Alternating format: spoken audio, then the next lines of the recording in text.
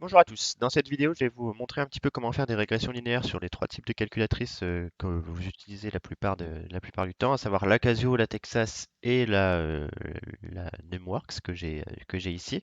Donc pour faire les régressions linéaires, je vais me baser sur un exercice de mon TD de cinétique qui s'appelle inversion du saccharose.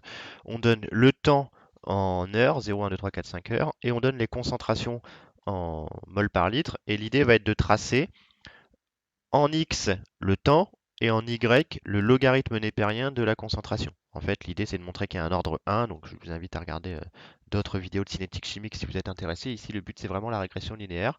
Donc je vais tracer ln de cette concentration S qui est donnée ici sur ce tableau en fonction du temps. Donc moi, étant donné que je vais faire apparaître les trois calculatrices sur le même écran, je vais devoir effacer ces valeurs numériques, mais je les ai notées sur un papier, donc vous pouvez vous les copier, mettre en pause et ensuite essayer de faire la régression linéaire en même temps que moi.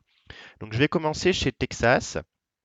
Et donc chez Texas, pour faire une régression linéaire, l'idée c'est d'aller déjà de faire apparaître les listes et de taper vos valeurs numériques. Alors par défaut, la régression linéaire va prendre en tant que valeur X la liste 1. Donc je vais mettre en liste 1 mes temps. Donc je vous rappelle que c'était 0, 1, 2, 3, 4, 5.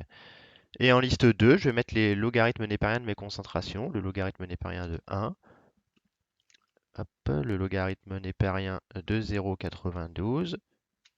Je vérifie que ça tape bien, c'est un petit peu, ça rame un petit peu. Le logarithme népérien de 0,847. Peut-être que j'aille plus doucement. Voilà. Le logarithme népérien de 0,779. Le logarithme de 0,717. Ça n'a pas tapé. Le dernier 7, j'ai l'impression. Et enfin, le logarithme de 0,66. Une fois que vous avez rentré vos listes, l'idée va être maintenant d'aller calculer la régression. Donc vous allez dans Stat, et là, plutôt que l'onglet Edit, vous allez dans l'onglet Calc. Et vous avez en numéro 4 quelque chose qui s'appelle LinReg, comme régression linéaire. Et donc vous allez cliquer ça, et vous allez mettre à l'aide de l'onglet seconde en jaune, hein, L1, virgule, L2, Enter, et il va faire le calcul de la régression. Donc ici, sur ce modèle de calculatrice, il n'affiche pas le coefficient de corrélation, il n'affiche pas le, le, le R carré et l'équation de la droite. Par contre, il affiche les paramètres. Donc il affiche le coefficient directeur petit a et l'ordonnée à l'origine petit b. Alors évidemment, pour savoir si la régression et si le modèle est validé, il faut pouvoir tracer la régression linéaire et il faut aussi regarder parfois ce qu'on appelle le R carré. Donc tout ça va être caché dans l'onglet variable, var, et dans l'onglet variable, il faut aller dans les statistiques, qui est le numéro 5. Et là, il faut aller dans équation. Et si vous descendez, eh bien, vous avez le R carré ici qu'on peut retrouver. Et ça vous donne un petit peu la corrélation de votre régression linéaire. Alors ensuite, pour faire le graphe, il faut aller dans Y et il faut copier l'équation de la droite qui est cachée au même endroit que le R carré dans statistiques, équation et équation de la régression. Reg -ec. Pour pouvoir afficher un graphe avec des statistiques, il faut l'avoir au préalable activé dans statplot au-dessus de Y. Donc vous faites seconde Y. Et vous voyez, tous les plots ici sont off. Donc il va falloir que j'en active un. Donc je clique et je vais mettre on. D'accord, tout simplement. Et vous voyez que en X-list, j'ai L1, en Y-list, j'ai L2, ce qui est bien ce que j'ai voulu faire. Donc je retourne dans mon Y. Dans mon statplot maintenant, normalement, c'est activé, vous voyez, il y a un on. Et donc pour le graphe, plutôt que faire trace et d'avoir quelque chose qui n'est pas forcément à l'échelle, vous voyez, on ne voit absolument rien, et bien on va plutôt faire un zoom et faire un zoom stat en numéro 9. Et là, il zoome par contre, directement sur vos statistiques, sur vos points de mesure. Et donc là, vous voyez bien que la droite passe par tous les points et que le modèle est validé. Donc voilà pour la Texas. Maintenant, ceux qui ont une Casio, on va pouvoir regarder à partir de cet instant. Donc je vais recommencer chez Casio. Donc chez Casio, ça marche un petit peu pareil. On va dans l'onglet statistiques. On va dans les listes, on rentre les listes, 0, 1, 2, 3, 4, 5. Ici, je vous rappelle que je mets des logarithmes népériens, donc ln de 1, ln de 0,92, ln de 0,847, ln de 0,779, ln de 0,717 et ln de 0,660. Et donc, une fois que vous avez tracé vos... Je vais peut-être faire un zoom, hein.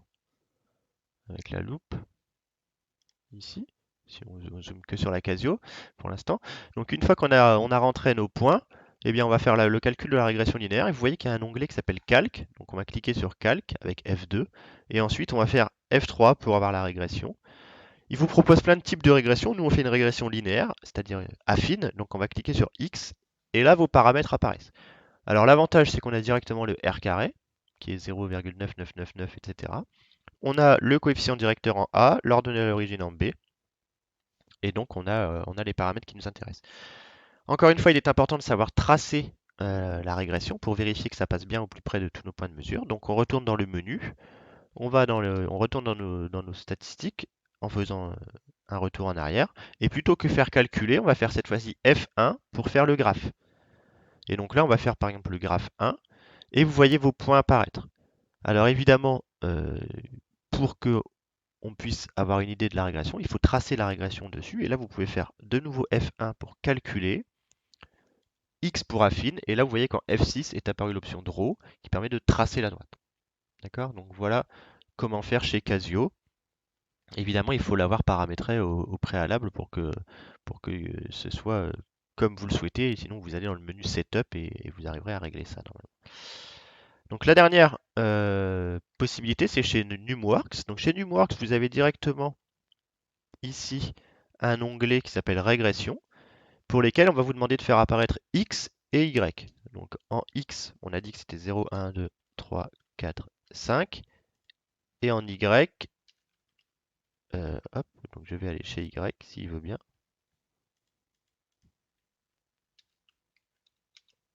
Alors attendez, on va dans Y.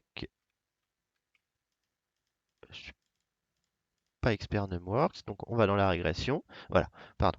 On retourne dans Y et là on va mettre les logarithmes népériens. ln de 1, ln de 0,92, ln de 0,847, ln de 0,779, ln de 0,717 et ln de 0,660.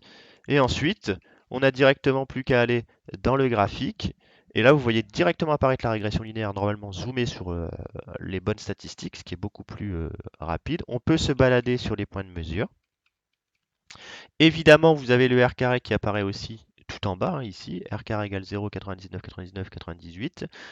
Vous avez les paramètres, le coefficient directeur qui est ce qui vous intéresse dans cet exercice, l'ordonnée à l'origine qui nous intéressera parfois, et donc bah, c'est beaucoup plus intuitif, hein, finalement, vous mettez X et Y et ça trace la droite de régression linéaire. Donc voilà pour cette vidéo concernant les trois calculatrices, j'espère que ça aura pu vous aider pour ceux qui ont encore des difficultés à réaliser une régression linéaire à la calculatrice.